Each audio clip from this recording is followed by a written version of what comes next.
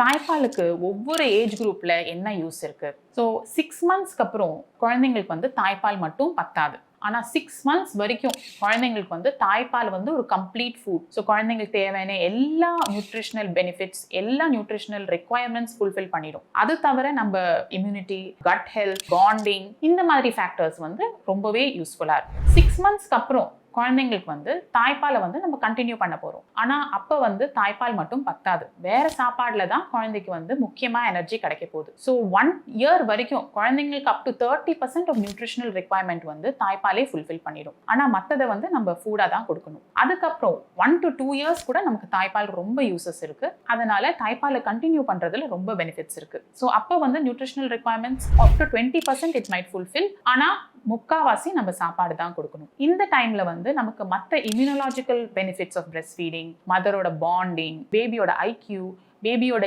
EQ, emotional கோஷன்ட்னு சொல்றோம், இதெல்லாமே ரொம்ப யூஸ்ஃபுல்லா இருக்கு. ஏன்னா அப் டு 2 இயர்ஸ் அந்த குழந்தையோட தாயோட இருக்க அதோட பிஹேவியர் ப்ராப்ளம்ஸ், அதோட இன்டெலிஜென்ஸ் எல்லாமே இம்ப்ரூவ்மெண்ட்ஸ் இருக்கு.